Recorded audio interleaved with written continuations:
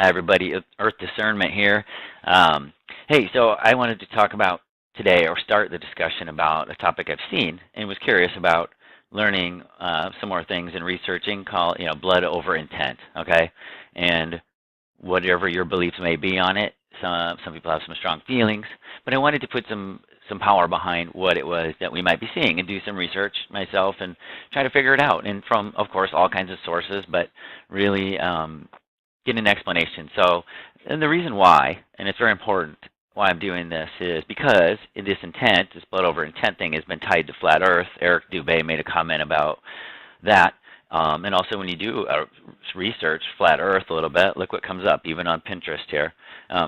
Explore the flat Earth intent and more. So, I mean, your average Joe will run into it and perhaps think, hey, this is some kind of crazy following, right? So that's part of the discussion is, hey, is this guy trying to just, hijack things? And then, but I didn't want to start off by saying one way or the other what I believe, but yet let's do research and try to discern what the truth is in this matter. So that being said, I have an article I looked at here.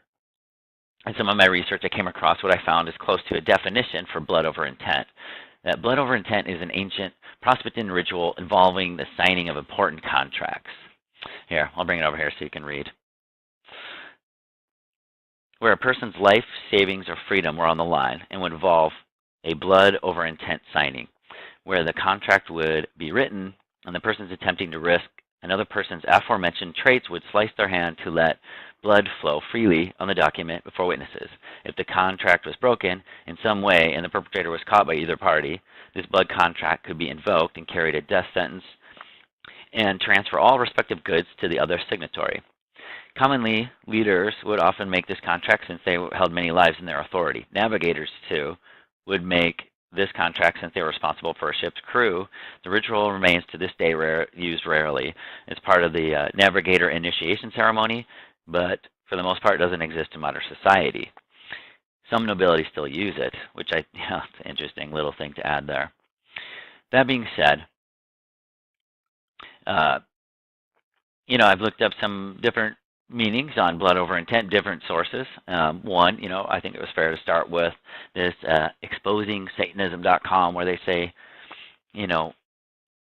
obviously we're going to get some kind of Bible thing here. Blood's a precious commodity, life's in the blood, Satan is in their blood and their dark magic.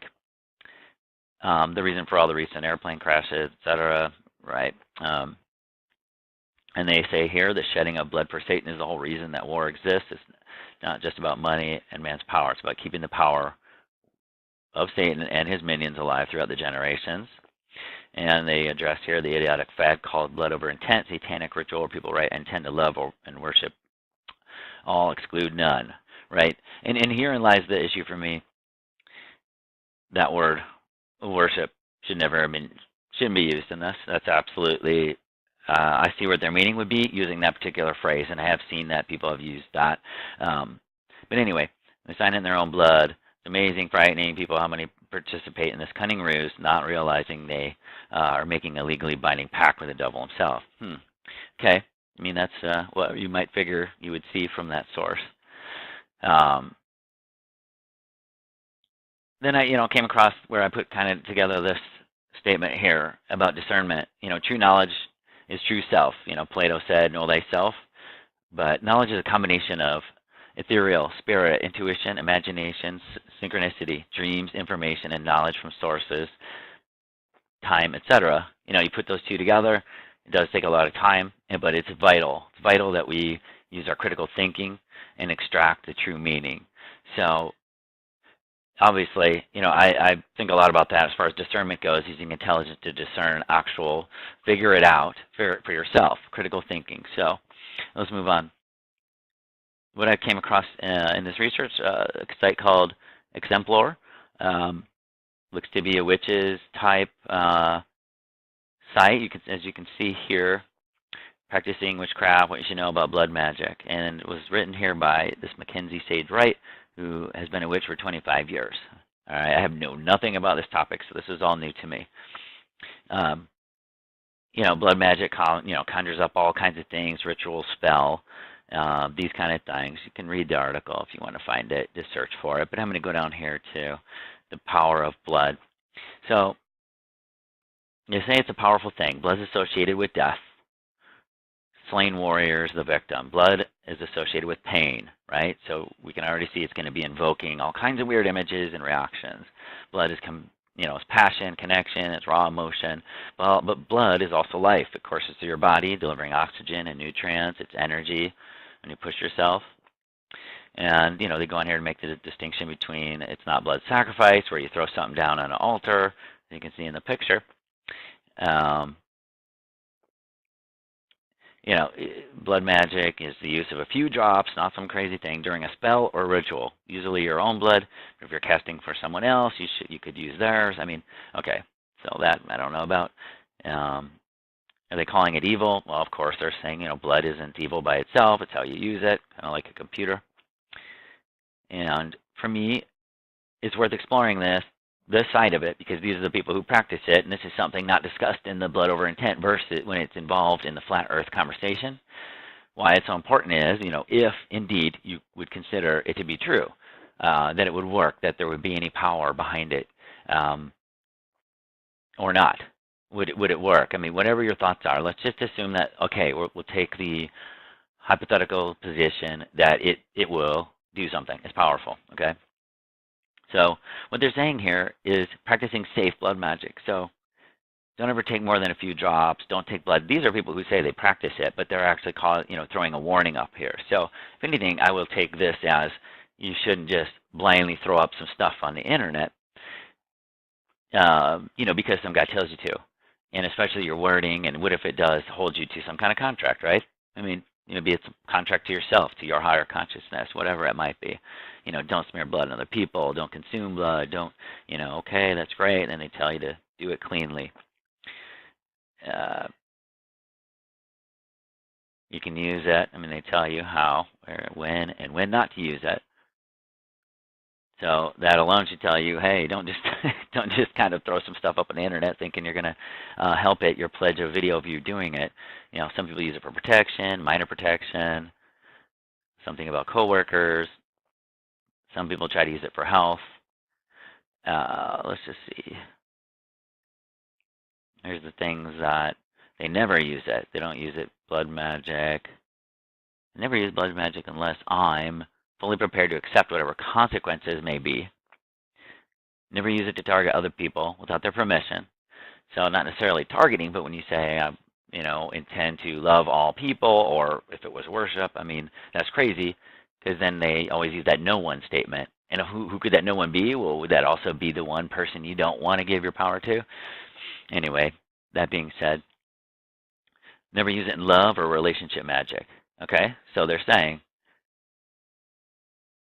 blood magic turns potential bond into a chain, emotional slavery. Never use it to gain power. Never use it to bring harm to anyone or anything, which is, okay, good advice, great. Never use it for vengeance or retaliation.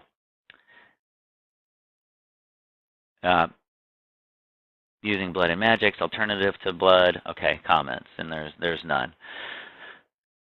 So, and then I, found this article here, so we'll just keep blasting through it.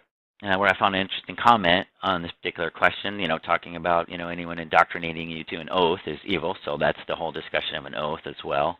Can be a blood oath, blood over intent, because they're declaring they do not want you to be a creative being and extract your own meaning.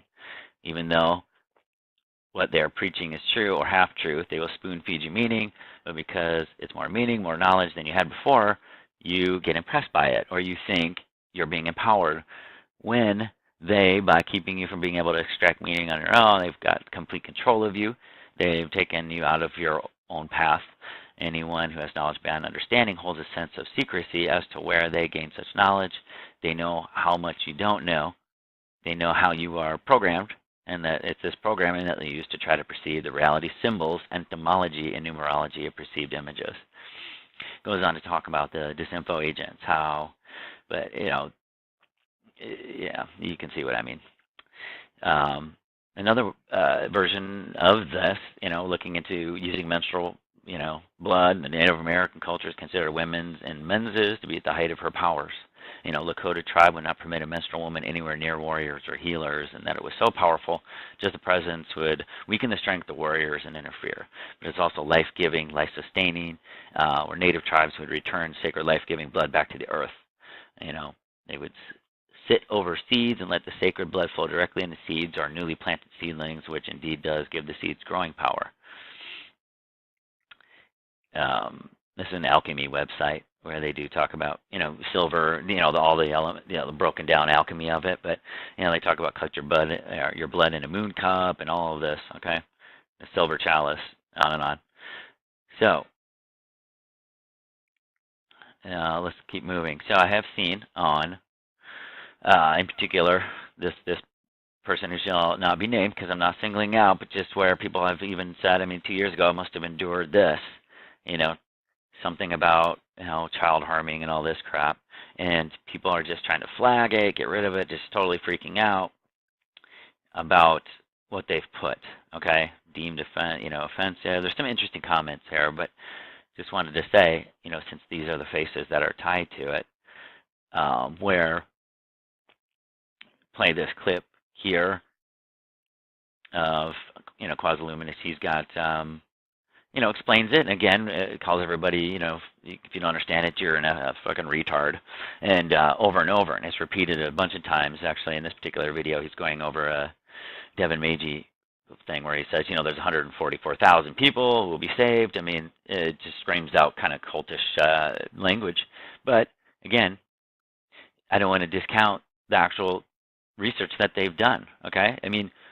Do we know that we're reincarnated with amnesia and there's the Saturn moon matrix to the into the third dimension, controlling our simulator flat plane? So Devin, love the research that he's doing, okay? So I basically, this polar vortex, Mount Baru, this is all very interesting to me, and I've never been to the North Pole.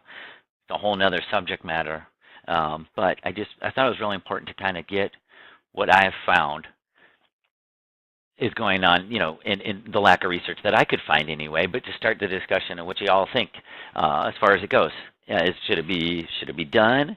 Can we put this to rest? Do we have to shove it down and just kind of put it on a separate conversation of its own? Because even Devin on these videos, he kind of goes through, everything, all this great research, but puts that stamp of blood over intent on it, and I think it throws everyone off, either from fear, from whatever it is that they might be doing, right? All those notions of pain and those things that blood conjures up. So for me, it's just starting this discussion, keeping it going, or trying to figure out, hey, is there something to this?